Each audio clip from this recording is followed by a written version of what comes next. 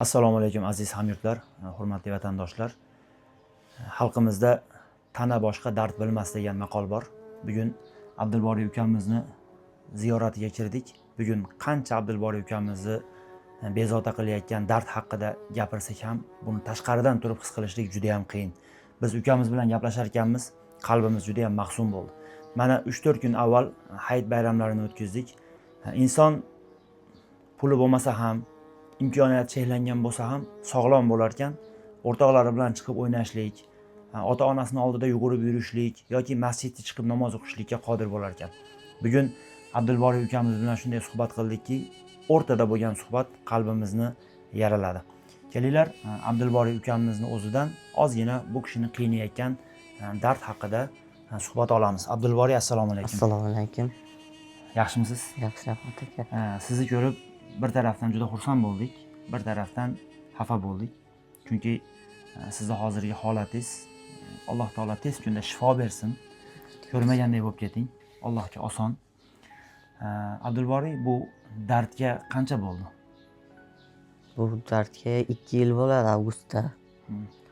2 yil bo'ladi. Shu urib yuborgandan keyin oyog'im ishlamay qoldi.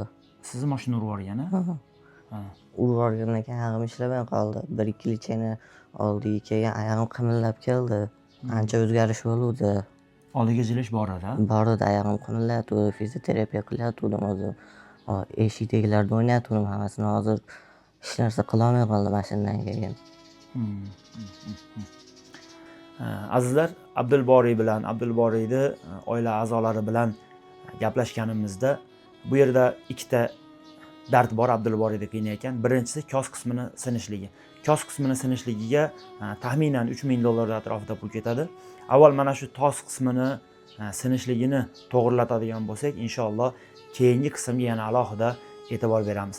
Kelinglar, hozir hammamiz bir harakat qilib, mana shu ukamizni tez vaqt ichida olib borib operatsiya qildirib kelishlik uchun o'z hissamizni qo'shaylik. Kimdir 5 so'm, kimdir 10 so'm yeyotgan taomimizdan qisqartirib, topayotgan daromadimizdan qisqartirib, mana shu ukamizni yana qaytadan safimizga, yana qaytadan jamoatlarga, yana qaytadan Qur'on yodlashlarga borishligiga o'z hissamizni qo'shaylik.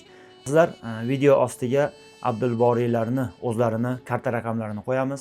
Imkoniyatimiz boricha tezlik bilan mana shu karta raqamlariga o'zimizni himmatimizni ajratamiz va inshaalloh tezda bu bolani yaxshi bo'lib ketishligini sizlar bilan birga bo'lishamiz. Albatta bu videoga beparvo bo'lmaysizlar. Qaysi yaqinlaringlar, birodarlaringlardan agar 10 so'mdir, 5 so'mdir, 100 so'mdir, 50 so'mdir chiqadigan bo'lsa, albatta bu videoni ana shularga jo'natib qo'yinglar. Assalomu alaykum va rahmatullohi va barakatuh.